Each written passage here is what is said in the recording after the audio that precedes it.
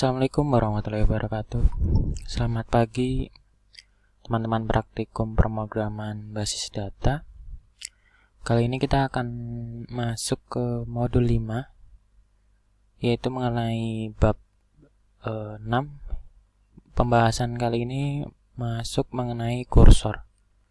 Sebelumnya kita pahami dulu apa itu kursor.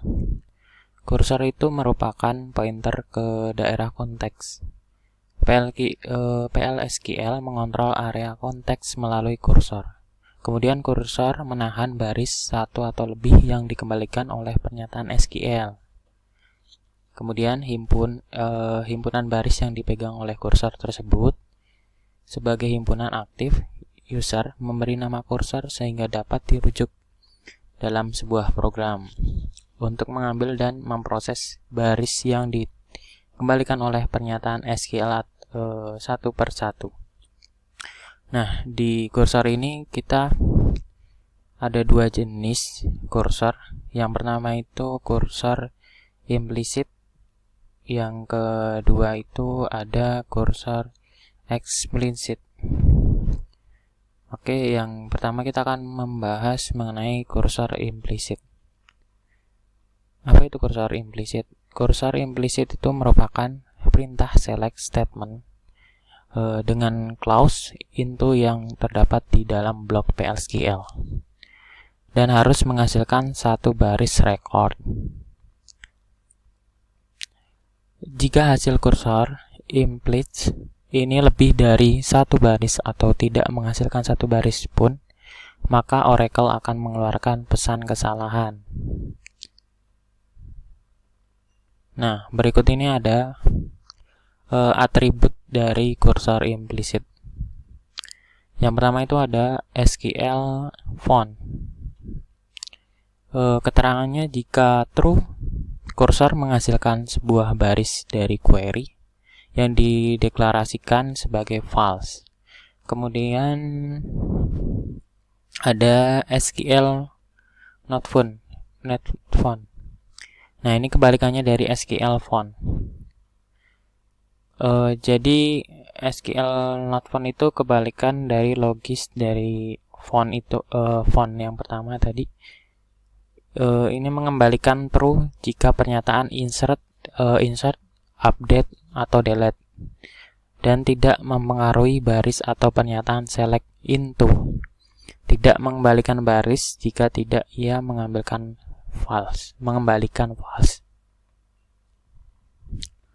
Oke, kita masuk ke praktek program PLSQL ya. Silakan teman-teman untuk mencoba praktekkan program berikut. Saya buka SQL-nya dulu.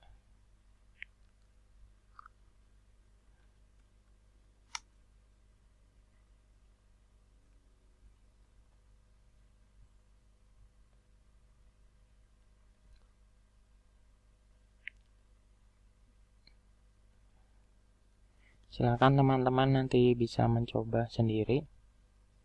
Lebih enaknya nanti teman-teman nulis dulu di notepad, jadi ketika ada kesalahan lebih enak untuk memperbaiki.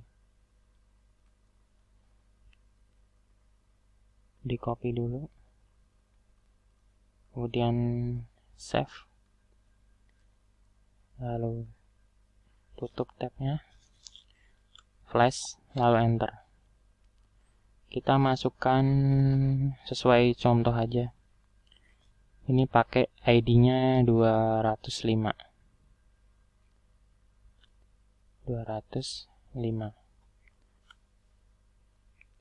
Oke, dia itu memanggil dengan nomor ID 205 sesuai inputan, dan dia akan menampilkan nama pegawai, yaitu pegawainya Sally.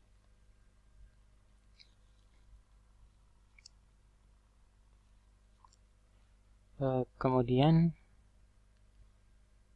saya ada beberapa contoh.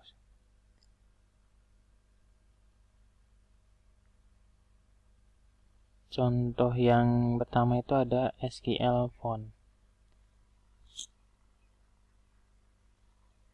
Kita praktekkan aja.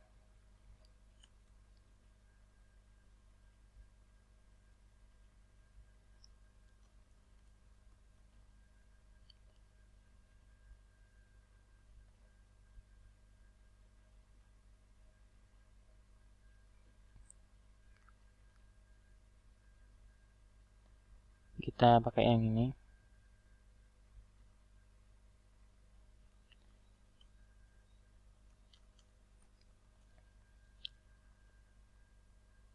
Kemudian di paste aja, lalu di save,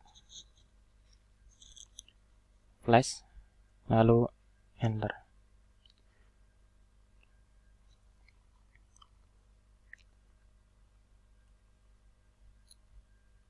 Oke, hasilnya seperti ini, dia pakai looping ya.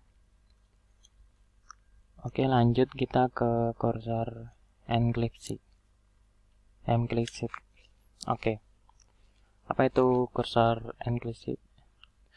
Tidak, ini sepertinya tidak seperti cursor implicit. Cursor implicit harus dideklarasikan terlebih dahulu sebelum digunakan. Terdapat 4 tahapan pengguna cursor implicit, yaitu declare, open, fetch, dan yang terakhir adalah close. Selain itu, cursor implicit juga dapat diartikan sebagai kursor yang ditentukan oleh program untuk mendapatkan kontrol lebih besar atau area konteks.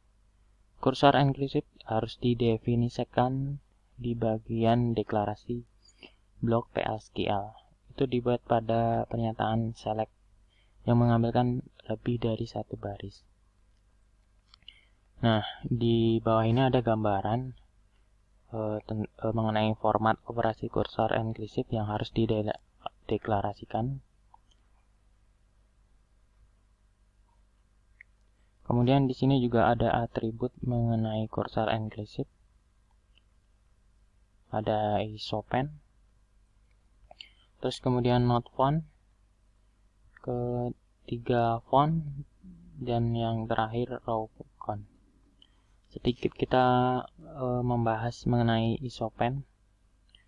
Isopen itu merupakan pernyataan untuk mengambil fast untuk kursor implicit, karena Oracle menentukan kursor SQL secara otomatis setelah mengeksekusi pernyataan SQL tersebut.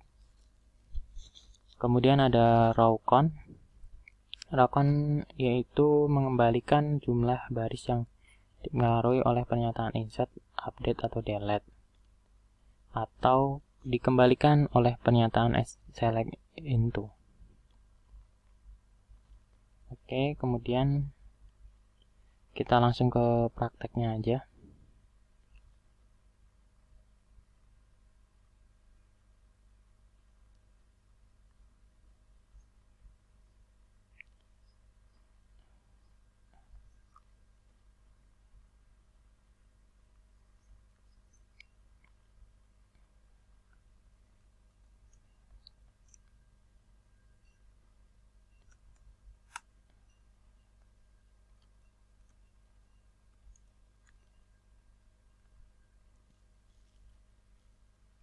Oke, flash, lalu enter. Nah, ini data-datanya. Ada nomor 114 yaitu Raphael, kemudian 115 Cole, dan seterusnya. Sesuai dengan contoh ini ya, sama. Kemudian yang 6.4, silakan teman-teman untuk mengerjakan tes akhir, yaitu buatlah blok blok anonim PLSQL untuk menampilkan data departemen ID dan departemen name, di mana inputan departemen bisa bebas dari user dengan menggunakan kursor dan sintaks row type. Oke, silakan teman-teman nanti bisa dikerjakan. Bagi teman-teman yang ingin bertanya, silakan bertanya melalui WhatsApp group atau melalui saya juga bisa, nanti chat. Nomor saya ada di WA bagian adminnya. Mungkin untuk pertemuan ke-7 cukup sekian. Bila ada kata yang salah, wassalamualaikum warahmatullahi wabarakatuh.